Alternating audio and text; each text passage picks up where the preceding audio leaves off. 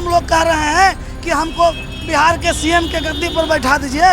हम आपसे आपका तख्त ताज नहीं मांग रहे हैं, हम आपसे अपना गाड़ी चलाने के लिए विकल्प मांग रहे हैं। कि आखिर 3 दिनों से हड़ताल चल रहा है, आम नागरिकों को इतनी असुविधा हो रही है, आखिर क्यों नहीं उनसे बातचीत की जा रही है, क्यों नहीं समाधान निकाला जा रहा है? जबकि हम आम नागरिक से कहीं ज़्यादा टैक्स पेड करते हैं। हम अपने गाड़ी के माध्यम से भी 5 प्रकार का टैक्स सरकार को देते हैं, फिर पता नहीं हम लोगों के साथ क्यों सौतेला व्यवहार हो रहा है। बात है कि पटना में मेट्रो का निर्माण हो रहा है, परंतु मेट्रो का निर्माण गरीबों के लाश पे तो नहीं ना किया जा सकता है। टाटा पार्क ऑटो स्टैंड से 5 से 7 हज़ार ऑटो चालकों का रोटेशन होकर गाड़ी चलती थी, लेकिन नगर निगम के अधिकारियों ने रात के अंधेरे में आकर लाठी डंडा के दम पर इस पूरे स्टैंड की घेराबंदी कर ली।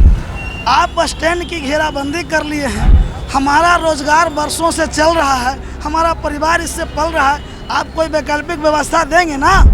आप मेट्रो का निर्माण कर रहे हैं तो हमारे लिए कोई वैकल्पिक व्यवस्था करिए।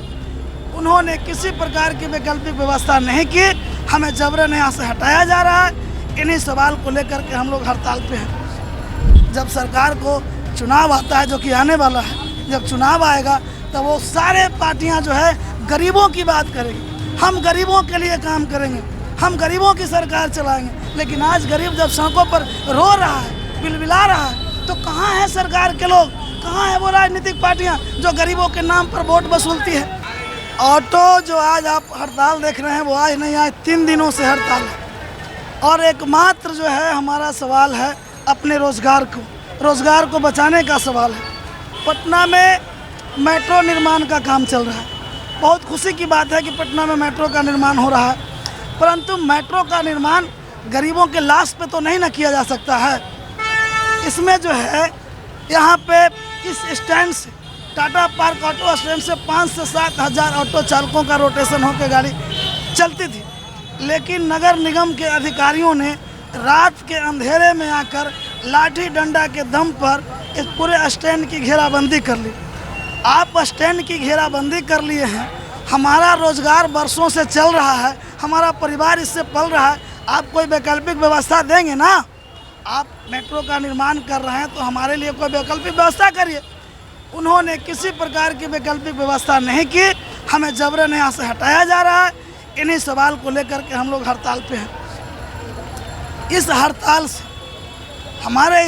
से पूर्वी पटना के सारे आम नागरिक प्रभावित हैं, क्योंकि नगर निगम से जब हम लोगों ने इस बाबत बात की कि आखिर हम लोग जाएंगे कहाँ, जब हम सड़क पे आते हैं तो ट्रैफिक वाले हमारा फ़ोटो खींचते हैं, हम पे 10 से 20 हज़ार का फ़ाइन करते हैं, तो वैसी अवस्था में हम फ़ाइन भरेंगे, गाड़ी का किस्त भरेंगे कि अपने परिवार का पेट भरेंगे? तो हमारे सामने सवाल पेट का है, हम अपने पेट के सवाल पर आज सड़कों पे हैं। साथ ही साथ हमारे रोज़गार के अलावा पूर्वी पटना के आम नागरिकों का ये सवाल है, ये ज्वलंत मुद्दा है, क्योंकि हमें कहा जा रहा है हिटलरशाही फरमान के द्वारा कि आपको करबिगहिया में गाड़ी ले जानी है। ठीक है, करबिगहिया में लेके जा करके क्या करेंगे?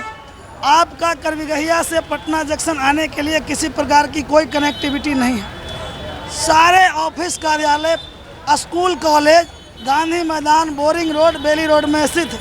उधर से जो लोग आएंगे करबिगहिया हम उनको उतारेंगे तो वो इस तरफ कैसे आएंगे? इसलिए ये हड़ताल उन आम नागरिकों के लिए भी है, हम उनकी सुविधा के लिए लड़ रहे हैं।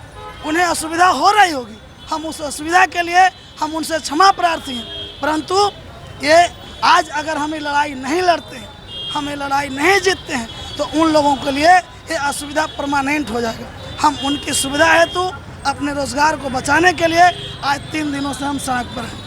सरकार से कुछ बातचीत हुई है? सरकार से बातचीत के लिए हम कल लालू यादव के पास हम लोग गए थे। हमारा एक प्रतिनिधि मंडल लालू प्रसाद यादव जी से जाकर के हम लोग मिले हैं। उन्होंने कहा कि हम डीएम साहब को बोलते हैं, वहाँ से जो है आप लोगों के साथ बैठक होगी, बैठक करके इस समस्या का निराकरण होगा। लेकिन अभी तक प्रशासन की तरफ से किसी भी प्रकार की कोई सुध नहीं ली गई है। हम लोगों को तो ऐसा लगता है कि हम लोग यहाँ के वासी ही नहीं हैं, हम लोग यहाँ के नागरिक ही नहीं हैं। आज 3 दिनों से पटना के हट कहने जाने वाले पटना जंक्शन पर हजारों की संख्या में एक गरीब मजदूर ऑटो चालक आंदोलन कर रहे हैं, सड़क पर चिल्ला रहे हैं, भूखे प्यासे यहाँ रो रहे हैं, बिलबिला रहे हैं, उनके घरों का चूल्हा बंद है। लेकिन ना ही तो जिला प्रशासन के लोग और ना ही कोई सरकार के प्रतिनिधि अभी तक हमारी सुधि लेने आए हैं, जबकि हम आम नागरिक से कहीं ज़्यादा टैक्स पेड करते हैं।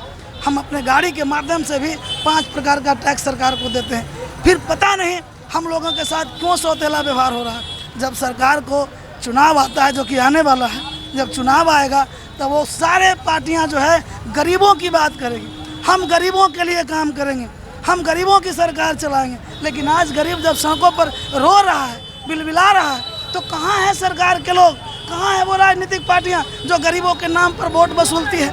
आखिर वो क्यों नहीं हमारी सुधि ले रहे हैं? क्या हम लोग यहाँ के वासी नहीं हैं? क्या सिर्फ उन लोगों के लिए हम लोग सिर्फ एक वोट बैंक हैं? हमारी इतनी ही अहमियत है इस शहर के लिए? दिन रात शहरवासियों को एक जगह से दूसरे जगह छोड़ने का काम करते हैं। कोरोना जैसे समय में भी हम लोगों ने अपनी जान की बाजी लगाकर हॉस्पिटलों तक लोगों को पहुंचाया। क्या इसीलिए कि हमारी अनदेखी होगी, हमें कोई नहीं सुनेगा? तो हम आप पत्रकार बंधुओं से ये आग्रह करना चाहेंगे कि ये सवाल आप जिला प्रशासन और सरकार में बैठे लोगों से करिए कि आखिर 3 दिनों से हड़ताल चल रहा है, आम नागरिकों को इतनी असुविधा हो रही है, आखिर क्यों नहीं उनसे बातचीत की जा रही है? क्यों नहीं समाधान निकाला जा रहा है? कौन सा हम लोग कह रहे हैं कि हमको बिहार के सीएम के गद्दी पर बैठा दीजिए? हम आपसे आपका तख्त ताज नहीं मांग रहे हैं, हम आपसे अपना गाड़ी चलाने के लिए विकल्प मांग रहे हैं। फिर क्यों ऐसा हो रहा है मेरे साथ? ये सवाल आप लोगों को करने चाहिए।